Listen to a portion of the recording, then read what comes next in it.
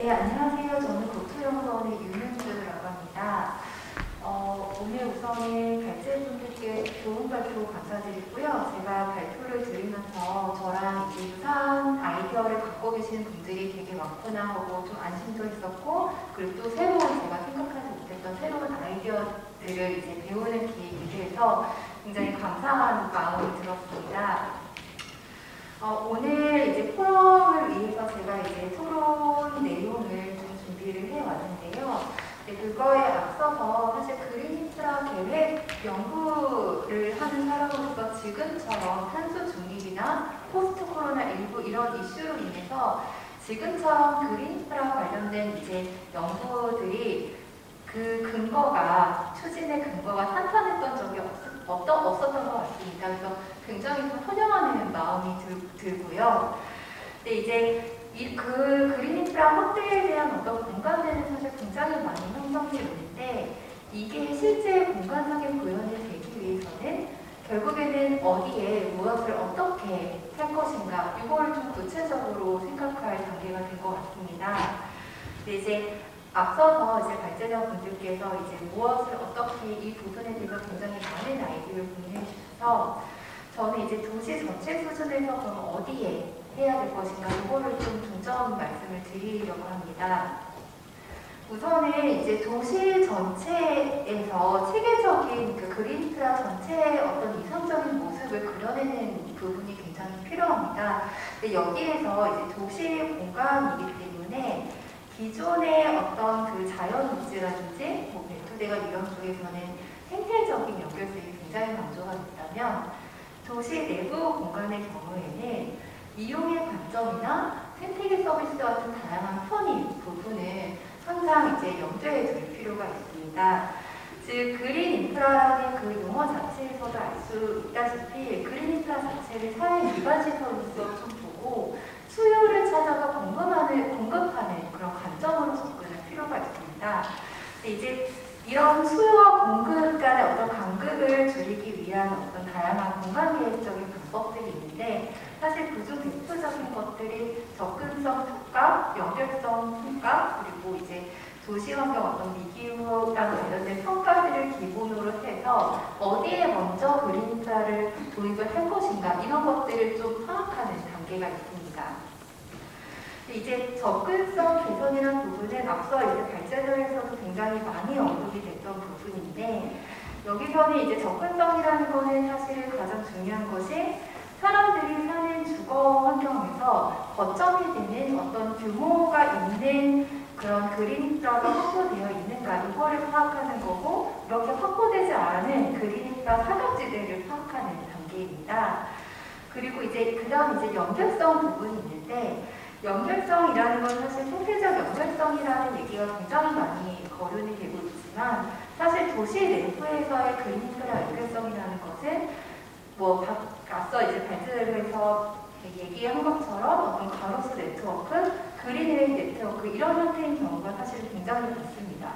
근데 이제 연결성 측면에서 보자면 사실 이게 도시 전체 수준에서 보면 이거를 어디와 어디를 연결시킬 것인가 어떤 지점과 어떤 지점의 연결을 먼저 해야 될 것인가 이런 것들을 사실 먼저 고려를 할 필요가 있고요. 그리고 연결성 개선이라는 부분은 사실은 접근성 개선과도 이제 서로 보완적인 관계에 있다고 볼 수가 있습니다.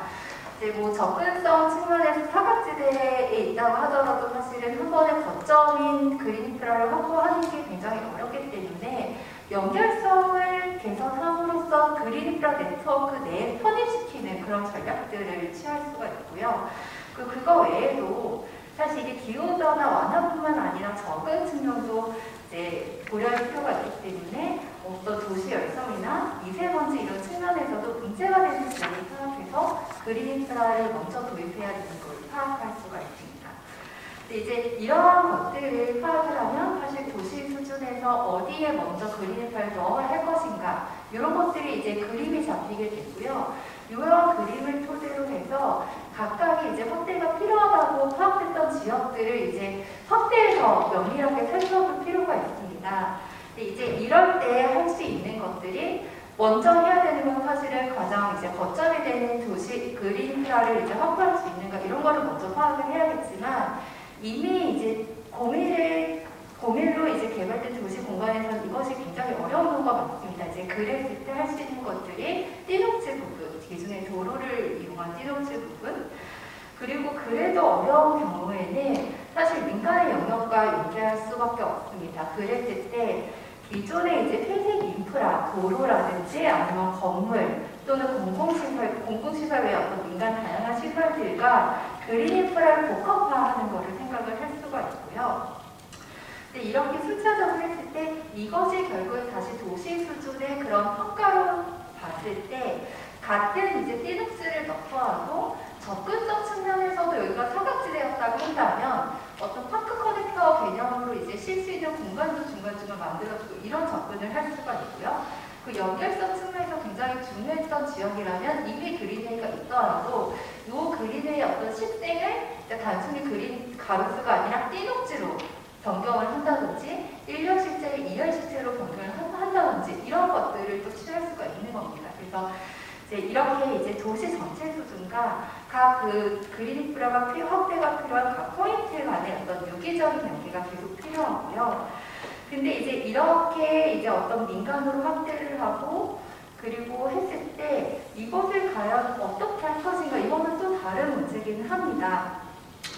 우선은 지금 이제 기존의 어떤 도시 공간에서 이제 도시 공원과 이제 녹지를 차치하고서라도 어떤 기존의 회색 인프라와 결합된 녹지의 형태가 사실 기존 건물이나 기존 시설을 중심으로 도입하는 것도 굉장히 어렵고 신규 개발 계획을 통해서도 도입하는 것가 굉장히 어렵습니다. 왜냐하면 이제 공원 녹지법이나 이런 데서 뭐 예를 들자면 개발 계획 사업별로 공원 녹지율을 확보하게끔 되어 있는데 다양한 형태의 그린 인프라가 인정되지 않습니다. 그리고 단순히 이제 개발 계획 내 비율을 이제 정하고 있지만 그 안에서의 이거를 이제 주변과의 접근성이라든지 주변 지역과의 연결성을 고려하도록 하는 그러한 이제 법적 사항이 없기 때문에 이런 것들은 아직은 실제 작동되기가 어려워서 좀 이런 거에 대한 어떤 개선 속도가 좀 필요한 사항입니다.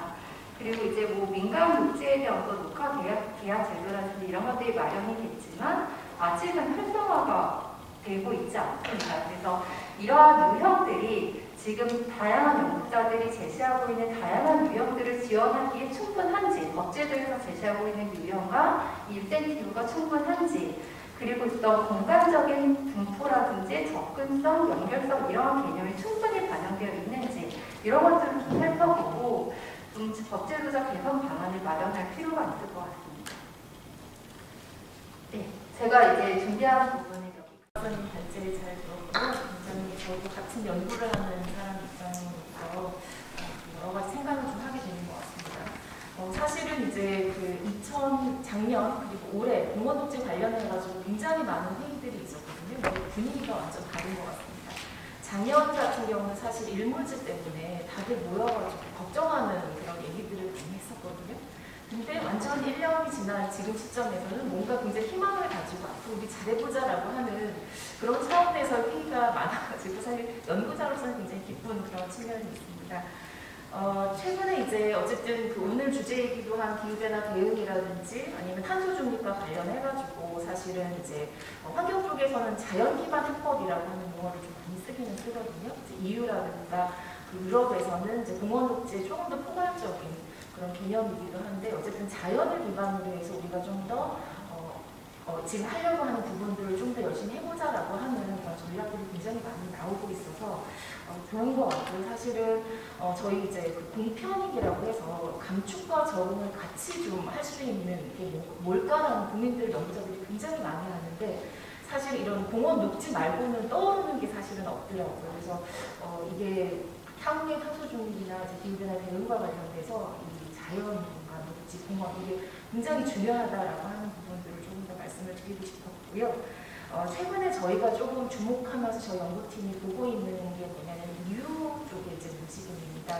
EU 같은 경우는 이제 우리나라보다 우리나라 이제 그린 뉴딜을 선언하긴 했지만 EU는 이제 그린 딜을 선언을 하면서 관련된 법이라던가 이제 강령 같은 것들을 굉장히 많이 만들고 있는데 그 중에서 제가 봤던 게 자연 보건 플랜 2030 핵심 강령이라고 하는 게 있어요. 근데 의외로 거기가 이제 약간 법적인 그런 지침 규정 같기도 한데도 정량적인 거를 상당히 많이 가져가고 있더라고요. 근데 그 중에 하나가 뭐냐면 인구 2만 명 이상의 도시에 대해서 아주 적극적으로 이렇게 담대하게 혹은 적극적으로 도시 녹화 계획을 수립하자라고 하는 게 하나의 강령 항목으로 딱 들어가 있습니다.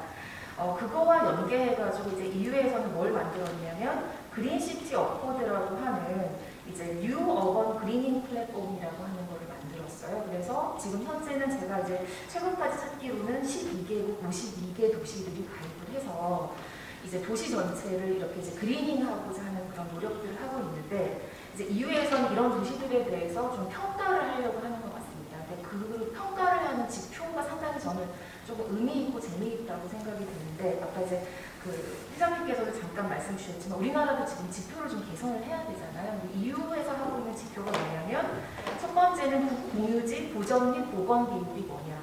그 다음에 두 번째는 이제 그 흡수원 차원의 수목의 수강률, 해높이가 어느 정도이냐.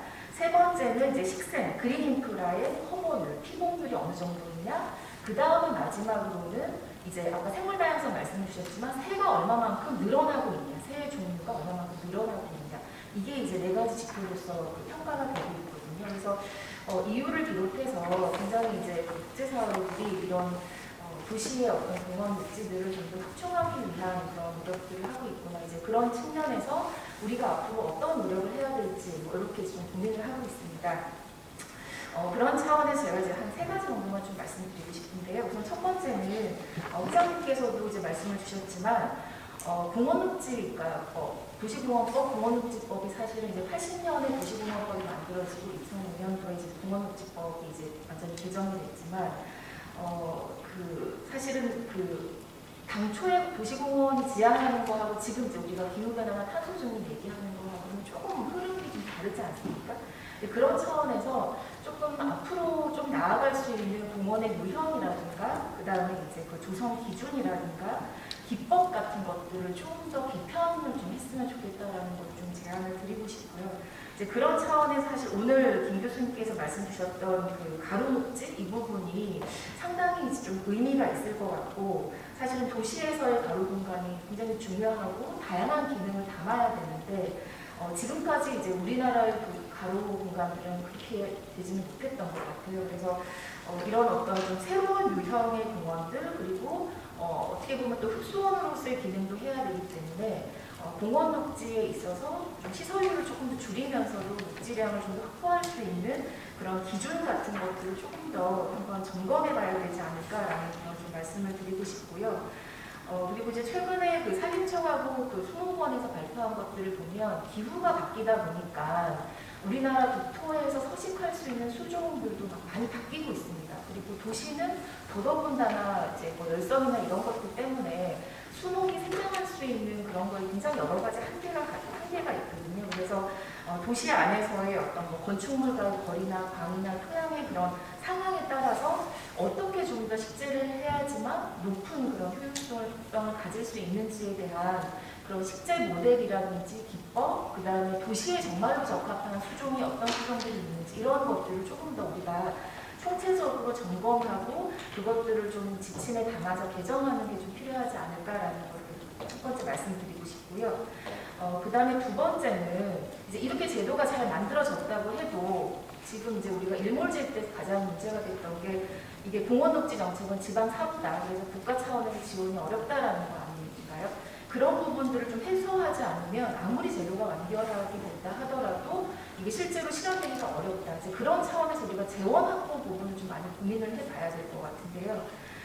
최근에 이제 탄소중립 기본법 안에 기후대응 기금이라고 하는 게 들어가 있습니다. 그래서 공원녹지가 어쨌든 탄소의 흡수원이기 때문에 기후대응 기금을 좀 더 적극적으로 활용할 수 있는 정부 차원에서의 노력을 좀 했으면 어떨까라고 하는 부분이고요. 그리고 이제 공원녹지가 사실은 이제 국토부 쪽이긴 하지만 사실 환경부나 산림청도 뭐 생태 보건이라든가 이런 정책적인 수단과 재원들이 꽤 많이 있습니다. 그래서 그런 것들을 조금 더 같이 좀 담아 나갔으면 좋겠다라는 말씀을 드리고요.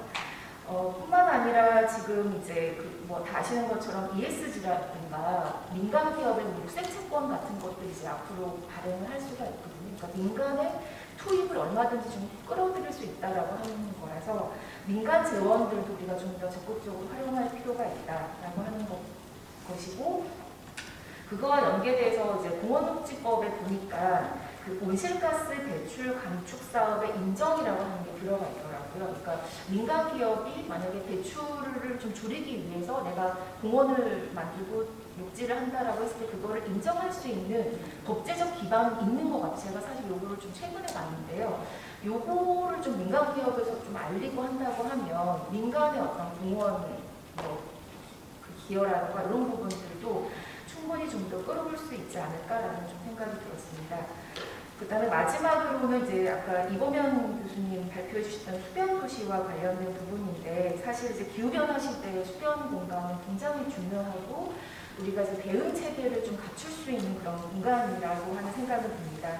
그런데 이제 저도 뭐 여러 해외 수변 도시들을 많이 보긴 했지만 또 우리나라와는 또 다른 것 같거든요. 제가 그 K워터 쪽에서도 이번에 이제 부산 에코델타 시티를 하면서 생태적인 이 보전 지역이 있는데 이거를 고려하면서 어떻게 개발을 해야 될지에 대한 굉장히 어려움이 많이 있는 것 같아요. 그래서 우리나라만의 어떤 보전적 가치를 가지면서도 수변 공간을 개발할 수 있는 어떤 그런 모델이라고 해야 되나요? 이런 거에 대해 충분한 어떤 검토라던가 또 이제 고민이 더 필요하지 않을까라는 말씀을 드리면서요.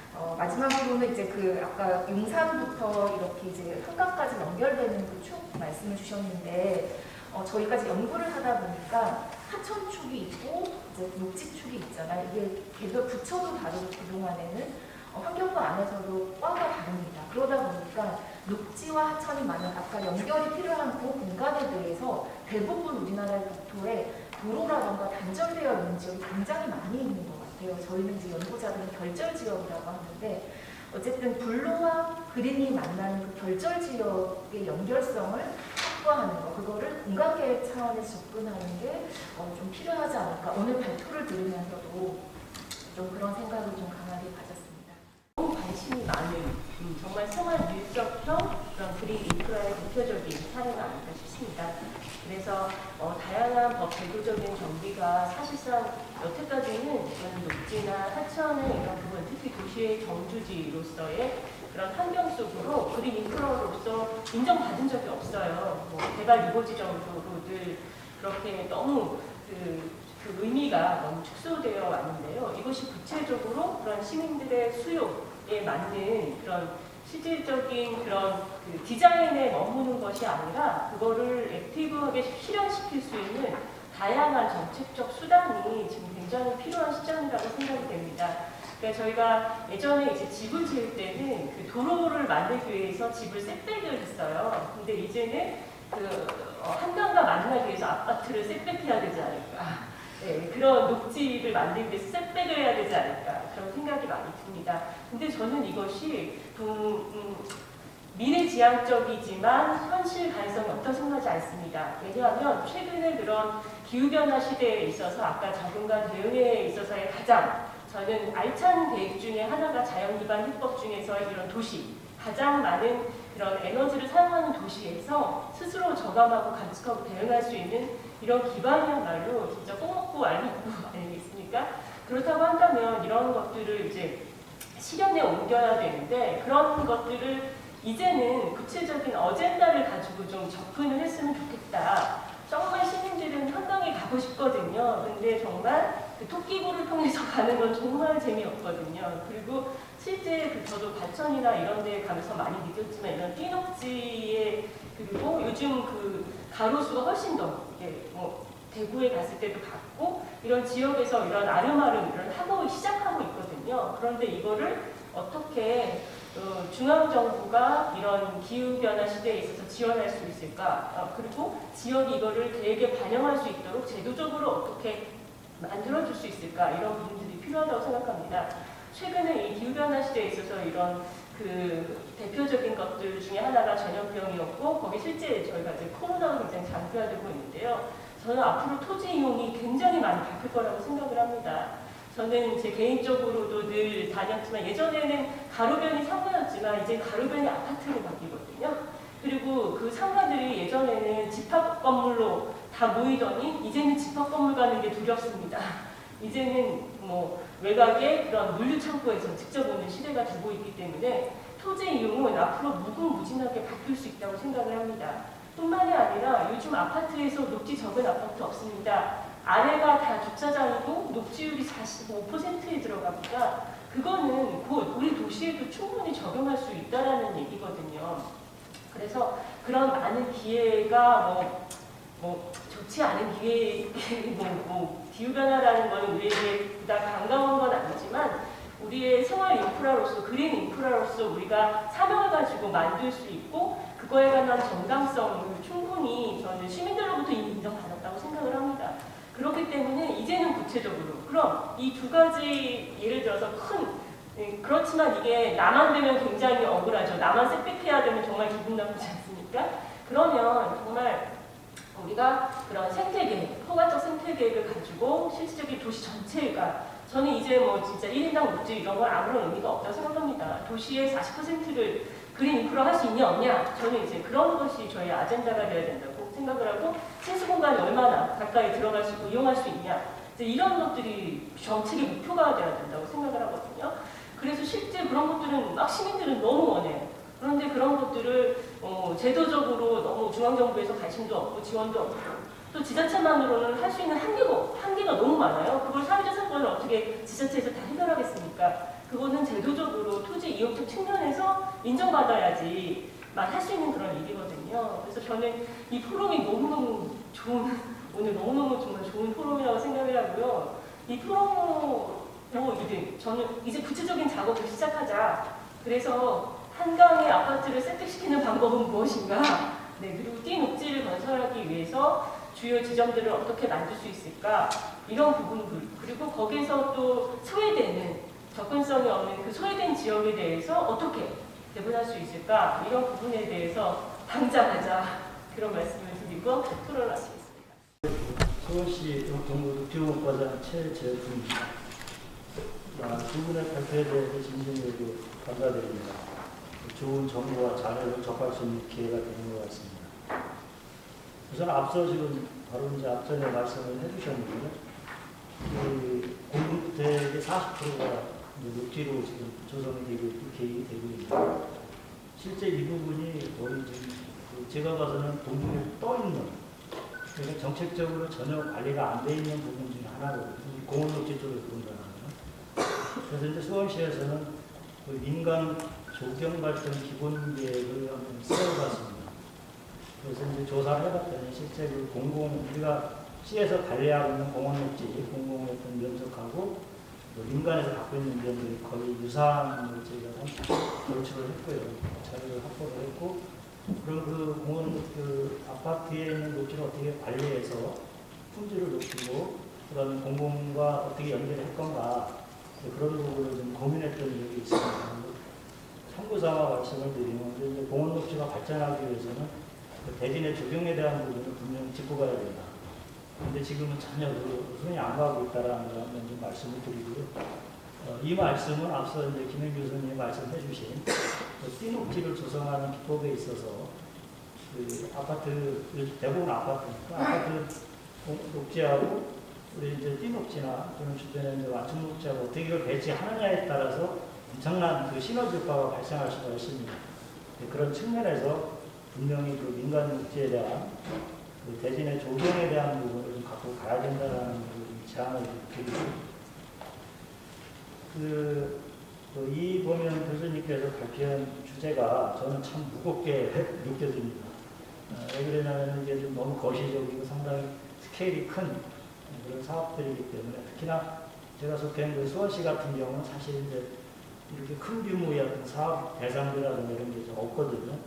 다만 저희가 공감하는 부분은 그 수변, 물길, 블루 네트워크라든가 이런 측면에서는 공감하는 부분이 분명히 있고 많이 있다라는 말씀을 드리겠습니다. 그래서 그 용어를 그 수변 공간이라는 용어를 사용하셨는데요. 그 수변 공간, 친수 공간, 또 수변 구역 이런 용어들이 좀 많이 있습니다. 그래서 교수님께서 수변 공간이라는 개념을 어디까지 어떻게 좀 보고 계신지 그걸 한번 좀 이따가 한번 좀 부연 설명해 주셨으면 제가 이해하는 데 많은 도움이 될 것 같고요. 오늘 그 참석 요청을 받고 자료를 좀 제가 좀 찾아봤더니 아마도 그 친수구역법 이거와 지금 발표하신 내용과 좀 많은 이제 일치하는 부분이 있는 것 같습니다. 그 제안서에도 좀 나와 있지만, 근데 우리나라의 그 친수구역으로 지정된 데가 15년도, 14년도 자료 보니까 4군데밖에 안 나오더라고요. 그래서 그게 활성화되지 않는 이유가 뭔지, 사업성이라든지 경제성, 뭐 이런 측면에서 어떤 문제가 있는지 그 부분이 좀 궁금합니다. 그래서 그 부분을 좀 한번 부연 설명해 주시면 고맙겠습니다. 참고로 수원시 같은 경우는 황구지천이 있는데 지방하천입니다만 그 양화 50m를 그 수변공원으로 결정을 했습니다. 그것이 이제 수변, 여기서 말씀하신 수변공원과 같은 맥락으로 보는데 이게 이제 장기 미치변공원으로 되다 보니까 해제를 해야 되는 입장이었거든요. 그래서 이제 그거를 어떻게 이걸 해서 할 건가 이제 고민을 많이 했는데 그 중에 아까 이제 그 교수님께서 제안했던 이제 공공기여 방식, 또 하나는 이제 결합개발제도 방식을 좀 검토해보자. 근데 이미 다른데 그 결합개발제도를 도입하기 위해서는 그 사업성 있는 개발지가 있어야 되는데 거의 다 끝났어요. 수원 같은 경우는. 상당한 어려움이 있다는 말씀을 좀 드리고 아마 이제 저희가 이제 강수지구 신도시가 개발이 되는데 거기에 이제 개발 제한 구역이 있습니다. 그래서 그 개발 제한 구역에 그 훼손지 부담금, 보전 부담금이 있는데 그걸 이제 현금으로 납부하는 방법이 있고 현물로 녹지를 조성하는 부분이 있습니다. 그래서 거기서 훼손지 10에서 20%를 이제 대체 녹지를 조성해야 되는데 그 사업을 이제 경기도가 제안을 했고 수원시가 적극적으로 좀 협조를 해서 어느 정도 좀 가시적으로 대체 녹지로 황구지천 수변공원을 조성하는 방안을 좀 협의 중에 있는 거로 지금 돼 있습니다. 그래서 그런 제도가 있다라는 것을 좀 참고삼아 말씀을 좀 드리겠습니다. 그 다음에 이제 김현 교수님께서 발표한 뜨녹지 확충 방안 그리고 이제 법제화시켜서 녹지 시설, 도시 시설로 이제 도입하자는 내용에 대해서 전적으로 공감합니다. 아마 이제 그런 사업들이 지금 현재 그 국토종합계획에서 1인당 도시공원의 면적 지표가 이제 삭제가 됐는데 그 지표가 새로 이제 아마 정립이 돼야 되지 않나 생각을 합니다, 저는. 근데 이제 제가 한 7, 8년 전부터 계속 자료를 추적한 게 있는데 세계보건기구에서 제시하고 있는 1인당 도시공원의 면적이 9평방미터로 전부 알고 있어요. 근데 이제 재밌는 거는 적용 쪽에서는 이제 도시공원의 면적을 그렇게 비교하고 있고 산림청에서는 도시승 면적으로 그렇게 제한을 하고 있습니다. 또 다른 쪽에서는 녹지 면적으로 이렇게 보고 있고요. 이게 통일이 안 돼 있습니다. 또 하나는 그러면 이게 세계보건기구에서 과연 그 9평방미터를 제한을 했느냐? 제가 찾지 못했어요. 없어요. 그럼 그게 왜 한국에 와서 그런 수치가 나왔느냐? 그게 저도 모르겠어요. 그래서 그 부분이 좀 의아스러운 부분이 있는데 어쨌든 그 도시의 공원 녹지라는 그 지표 어디까지를 어느 대상을 우리가 줄 건가에 대한 지표 설정에 대한 부분을 차제에 좀 더 한 번 더 고민을 했으면 하는 바람이 있고요. 참고로 김현 교수님이 1인당 도시공원의 면적에 대한 그 연구한 자료가 있어서 제가 아주 고맙게 봤습니다. 그래서 이제 저하고 같은 공연하는 그 교수님도 계시구나. 그런 걸 이제 공감한 적이 있습니다. 그래서 그 띠녹지가 이제 현실적으로 어떻게 도입이 되느냐 되는 부분, 좀 디테일한 부분인데, 지금 이제 제가 이제 지자체에서 볼 때는 도로, 그 다음에 보도, 그 다음에 완충녹지, 그 다음에 이제 공동주택이 이제 보편적인 내용인데, 완충녹지의 폭이 최소 10m입니다. 그래서 제가 언뜻 생각한 것이, 그 띠녹지 확보가 어렵다면 완충녹지를 8m로 하고 2m를 도로 쪽으로 뺀다라고 하면은, 그래서 그거를 탄력적으로 운영한다라고 하면은 사업성이 상당히 있겠다. 참고로 저희 이제 망포지구 같은 경우에 완충녹지를 주택가로 두지 않고 도로 쪽으로 뺐거든요. 그게 너무 좋은 거예요. 보행자 입장에서 본다면 그런 측면에서 봤을 때는 운영할 수 있겠다. 그리고 이제 어차피 도로에서 1m 정도는 가로수나 가로등이나 전주나 이런 시설이 가기 때문에 그 1m 폭은 이제 확보될 수 있는 부분이거든요. 그러면 거기에 2m를 보태준다라면 3m 정도 확보한다면 상당히 사업성이 있겠다. 그래서 이제 그런 정도 기술적인 면에서 그걸 가능할 수 있고 그렇게 하는 것이 좋겠다라는 거고, 마지막으로 그 지표에 대한 부분을 다시 정리가 돼서 여기 좀 제한한 띠녹지가 도시의 그린 인프라로 인정받고 활성화될 수 있으면 아마도 보행인 입장에서 봤을 때는 그 녹시율이 상당히 높아지기 때문에 체감할 수 있는 녹지는 엄청 높아질 거다. 네, 여기까지 말씀드리겠습니다. 고맙습니다. 오늘 김영 교수님이 말씀하신 바로 띠녹지 이런 부분 공감은 하는데, 저희 서울시가 아마 이제는 대형 공원을 만들 수는 없어요. 이제 땅이 한정이 되다 보니까 그때까지 개발 사업을 하다 보니까 더 이상 그린 인프라를 더 이상 대형 공원을 만들기에는 이제는 너무 예산도 많이 들고 장소도 없습니다. 그런데 이런 그린 인프라를 만들려면 가장 중요한 게 바로 띠녹지예요. 그런데 이게 지금 여기 계신 분들 다 아시다시피 서울시는 강북과 강남의 차이가 너무 많습니다. 이게 띠녹지를 만들려고 해도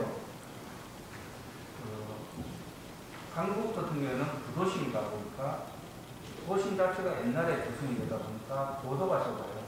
이게 만들 수도 없고 주민들이 원해도 할 수가 없는 경우도 좀 많이 생깁니다. 그러니까 강남은 할 수 있는 부분도 있지만 또 주민들의 의견에서 있는 그런 부분에서 저희들이 굉장히 고민이 좀 많은 측면이 있는데, 지금 계속 한 5, 60억 정도를 투입해서 계속 그런 띠녹지의 획에서 이런 사업은 계속적으로 추진을 하고 있습니다. 하고 있고, 최근 들어서는 띠녹지를 갖다가 옛날처럼 단순 식재 개념이 아닌 증원 개념, 합천 구조의 개선 방법을 해가지고 2, 3년 전부터 계속적으로 지금 개선을 시켜가고 있습니다. 옛날처럼 지승나무라든지 사철나무 일률적으로 수길 형태로 하는 게 아니고, 지금은 이 어떤 정원 개념을 약간을 도입을 했어요. 정원 개념을 도입해서 띠녹지가 시민들 앞에서 바로 놓으면 가장 먼저 접할 수 있는 그린 인프라이기 때문에 이게 정원의 개념을 좀 도입을 해야 된다.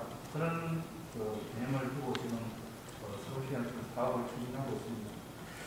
그리고 지금 이게 이 법적 사항이 좀 모호한데요. 여기서는 보면 띠녹지를 공원녹지의 개념으로 가지고 지금 현재 법상에서는 도시숲입니다.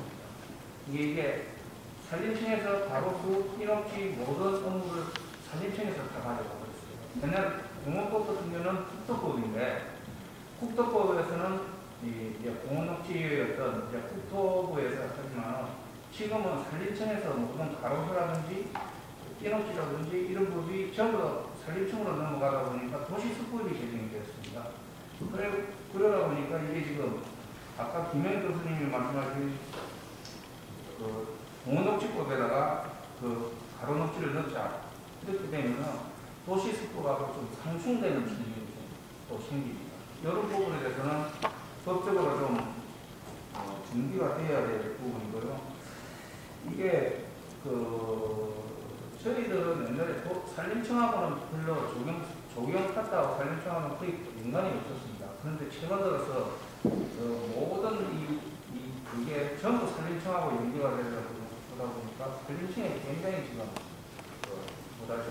예속이라고 조금 하면 또 문제가 좀 있지만 산림청하고 밀집한 관계가 되어버렸어요. 모든 사업이 가로 분야에서는 산림청하고 속속으로 인재관계가 되어지고 있습니다. 그런 부분을 좀 참고를 해주시면 좋겠고요. 가로수 띠녹지 조성 부분 일을 하는 부분 같은 거예요. 유형별로 제시를 하시는데, 이 도랑면 같은 경우는 저희들이 한 몇 년 전부터 서울시에서 추진을 했었는데, 이게 관리적 측면이 좀 어려운 측면이 있었어요. 어떤 측면이 있었냐면은 저희들 겨울이라는 계절적 측면이 딱 있다 보니까 겨울에 눈이 오지 않습니까? 그러면 염화칼슘을 뿌립니다. 염화칼슘을 뿌리면은 저도 눈은 전부 띠럭지에 가거든요. 제가 강남구에 팀장한테 이걸 가지고 토목지 건축주한테 발표도 하고 그랬는데 안 돼요. 그 사람들 일단 눈 오면은 일단은 염화칼슘 뿌려가지고 염화칼슘이 섞인 눈을 띠럭지에 바꿉니다. 특히 또랑이 같은 데는 쌓아놓습니다. 눈은. 그러다 보면 이게 식물이 살아나지를 않아요. 살아나지를 않아요. 이 지금 도랑형 같은 경우에는 저희들도 굉장히 시범적으로 많이 하려고 물순환형 서울시에서 굉장히 많이 시도를 해봤습니다. 굉장히 지금도 시도를 하고 있는 중인데, 물순환형이 당연히 필요합니다. 그 물순환형을 해놓은 데하고 안 해놓은 데하고는 확실히 보면은 차이가 있어요. 우리가 인위적으로 물을 주는 건 한계가 좀 한계가 있다 보니까 사실 이게 저희들도 약간의 딜레마가 있다는 말씀을 드리고 그 다음에 저희들이 보도커 같은 경우는 저희들 같은 경우는 2m 미만은 이녹지를 만들지 않고 있습니다. 2m 이상에 대해서 보도라는 거는 저희들이 물론 자연도 중요하지만 보도의 생명이 보도 통행권을 좀 우선시하고 있는 측면이 좀 있거든요. 그런 부분에 대해서 좀 여러 가지 딜레마가 있습니다. 그 아까 처음에 말씀드린 것 같이 그래서 강북하고 강남하고의 어떤 괴리가 좀 있습니다. 저희들이 지금 강북이 너무 좀 고도상으로 낙후되다 보니까 강북에 예산을 투입해가지고 그린 인프라를 더 확충을 하자 하는데도 저희들이 못하는 이유가 그런 측면이 좀 있다는 걸 좀 말씀을 드리고요. 이 시간으로 한번 제안을 드리자면 저희들이 인업지를 교수님 제안하신 부분이 옳습니다. 옳은데 시민들이 어떤 시민의식이 따라왔어요. 그런 부분이 없습니다. 그런 부분은 어떤 조경 확대라든지 어떤 정부 차원에서 어떤 시민 캠페인 차원에서 계속되는 어떤 그런 게 좀 필요할 것 같고요. 그 다음에 저희들이 이제는 이게 안 되면 저희들이 요즘은 서울시 같은 경우는 차보다 사람이 문제다 해가지고 도로다이터 사업을 많이 합니다. 도로다이터에서 차량 일방통을 내가 보도를 굉장히 넓히는 사업을 많이 하고 있는데 이런 부분에 저희들이 녹지를 굉장히 증원 형태로 인넓히라고 물어봤습니다. 대표적인 게 지금 세종대로 사람 숲길을 저희들이 작년에 준공을 했거든요. 준공을 했는데 시민들이 굉장히 좋아합니다. 여기가 차선을 한 5, 6차선 이상 들여있고요. 그래 처음에는 염려스러웠지만 지금은 차들이 금방 적응을 해서 다니고 있습니다. 잘 다니고 있고 보도가 넓어지고 그린 인프라가 높아지다 보니까 이 사람이 많이 그런 부분에 대해서 저희들이 그 토목하고 굉장히 싸우는 부분 중에 하나가 이렇습니다. 그래서 이제 도로 다이어트 가면은 자기들이 해보자 하는 사업이 있어요. 뭐 자전거 도로라든지 뭐 그런 쪽으로 치우치다 보니까 저희 쪽에 공간을 할애를 안 해주려고 합니다. 그런 부분에 대해서 약간의 어떤 그 관계적인 그런 어떤 지침이라든지 정부의 지침이라든지 어떤 그 내부 것들을 좀 만들어서 정부 측에서 좀 아니면 학계 측에서라도 좀 그런 부분에 대해서 관계성 있는 그런 부분이 하다면 저희들이 이 인업이라든지 이런 업무를 수행하는 데서 조금 더 수월하게 그린 인프라를 확충해 나갈 수 있고